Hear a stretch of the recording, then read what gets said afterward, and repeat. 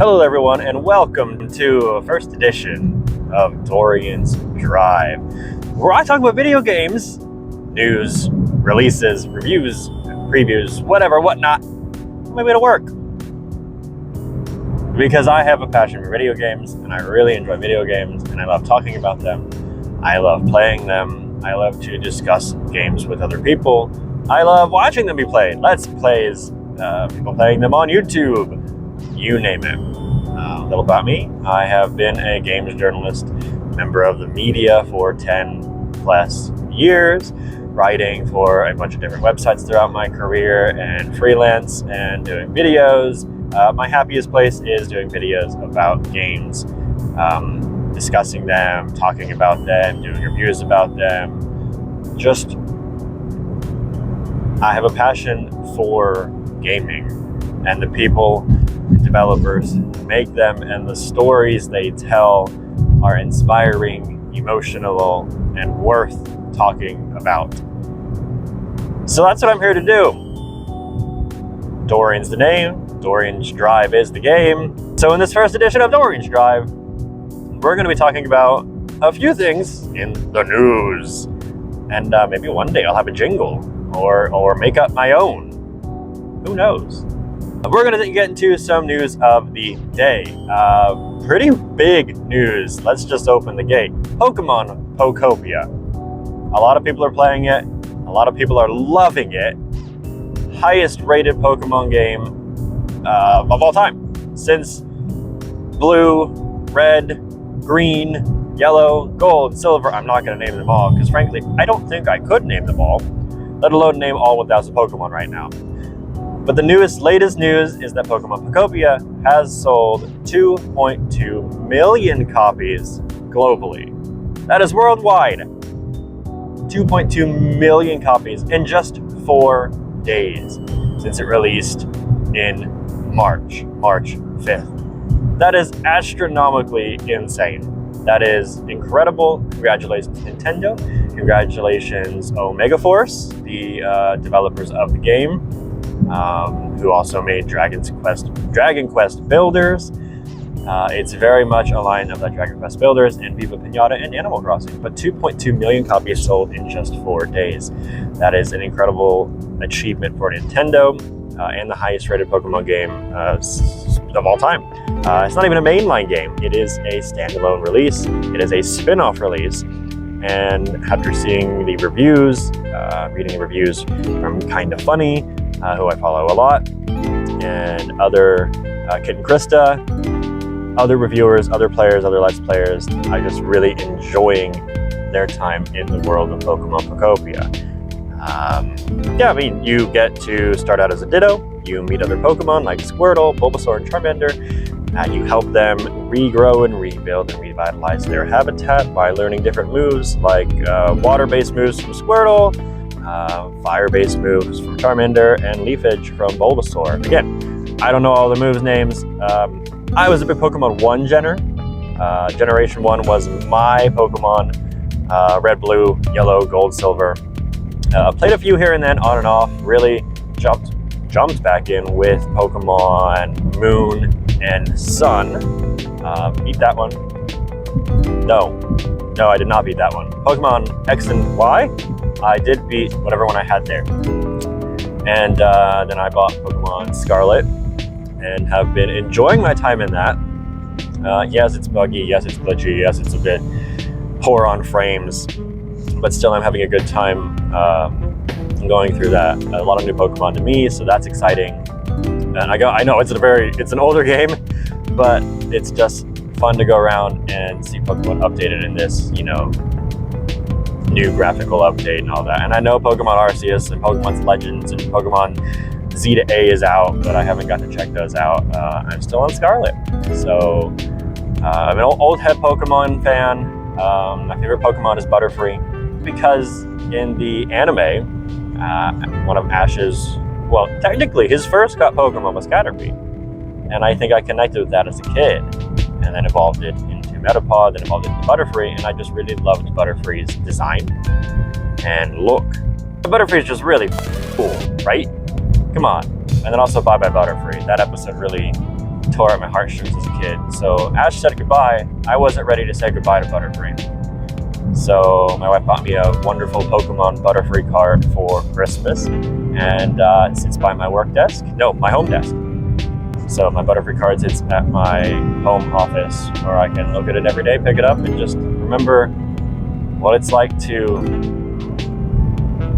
have fun and just play video games. That's what this is all about. Just having fun and playing video games. Talking about them. Learning about them. Video games are great. Phenomenal. Amazing. So Pokemon Pokopia, congratulations, 2.2 million copies sold in just 4 days. Pokopia is blowing away expectations of players and fans and probably even Nintendo. So congrats, Nintendo. From Nintendo, we're moving over to Xbox.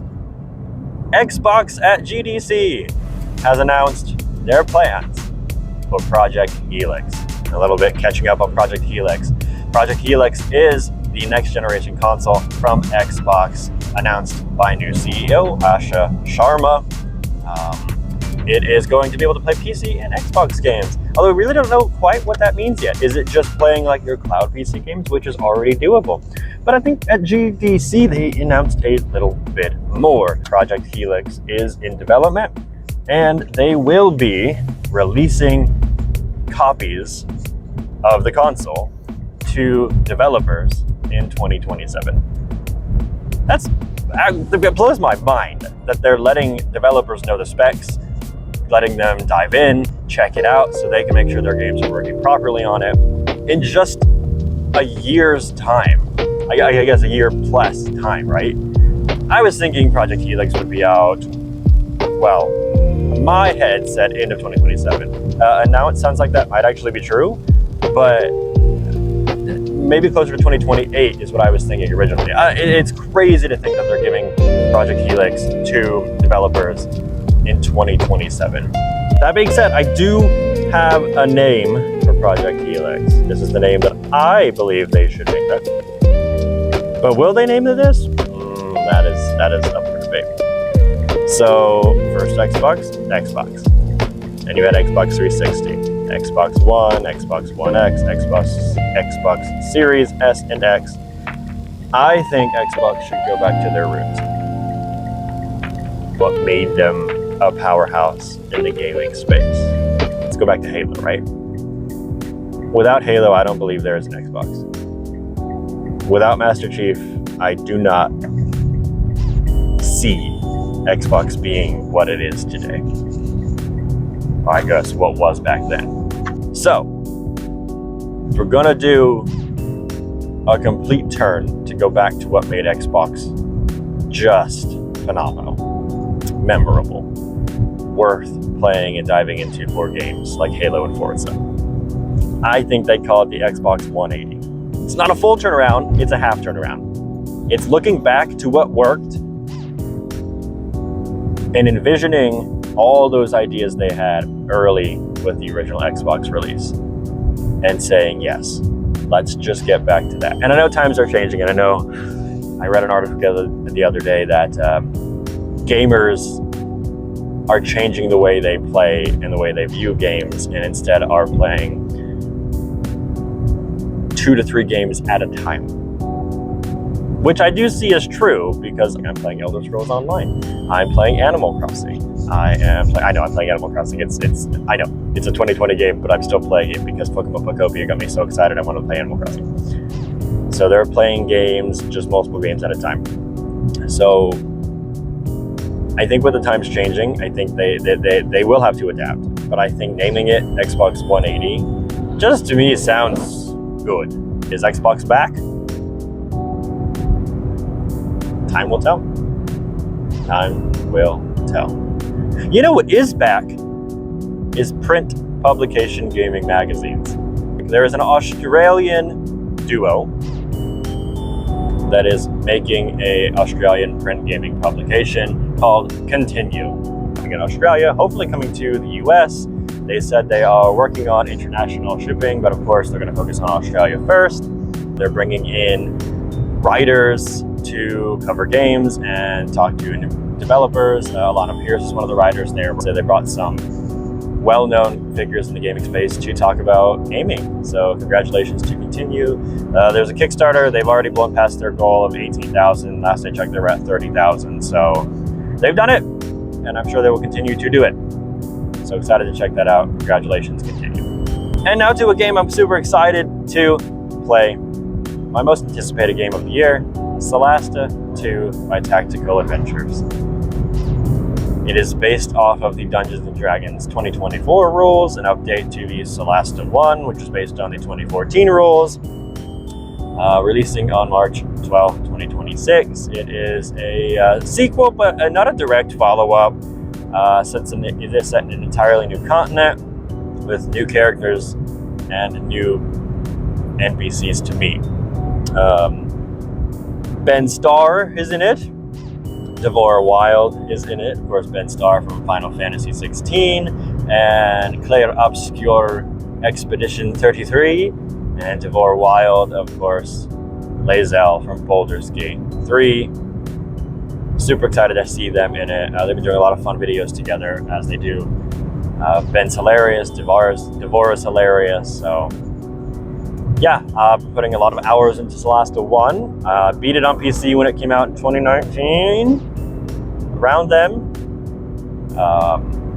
And now I've been playing it on Xbox again, just because it's more convenient from the couch. My wife and I play together, so we pass the controller back and forth. Been playing the demo a bit on and off, having a wonderful time. Built in Unreal Engine 5, so a major update to Solasta 1. Early access available on PC. I'm sure it's coming to consoles later when it fully launches. I know when it came out on PC first, officially Solasta 1, it took a while for it to come out to Xbox and consoles as well. So one day, Solasta 2 will be on consoles, but I'm going to be playing it on PC, on my Steam Deck. Actually, I've been playing the demo on my Steam Deck, and it runs very well. So I think I'm going to play a majority of it on my laptop, my gaming laptop. Just for ease of transport, ease of access, getting around. And my laptop has new RAM, because I bought new RAM before the RAM crisis happened. Kind of a side story. Yeah, the RAM crisis is a thing. AI are grabbing all the RAM, leaving RAM for everyday people, and Valve at Steam Machine to not have access to RAM. And it's been boosting and increasing the price of RAM exponentially. Happy I got to save a bit of money on that. I don't even know what my RAM card would have been if I bought it a few weeks later. So really enjoying it on my PC, the demo, and excited to dive into Solasta 2 early access to create my custom characters. 4 custom characters, I already know. Wizard, Cleric, Fighter, Rogue. That's what I'm going with. That's my party. So super excited to check that out. Congratulations to Tactical Adventures for your release of Solasta 2. And that'll do it for Dorian's Drive. Is this a success? I don't care. Was it fun? Yes. I really enjoyed it. I think I've been wanting to do this for so long. These video games are great. You want to find me? I'm over at Substack and Console Crit Chat. I've got a YouTube, Dorian Ravenwood, and I got a Blue Sky. Post every now and then. But I'm just here to talk about games and meet people that want to talk about games, like you. Thanks for watching. Thanks for listening. Thanks for playing games. Go out, have a good time, play some games today. I'll see you next time. Bye.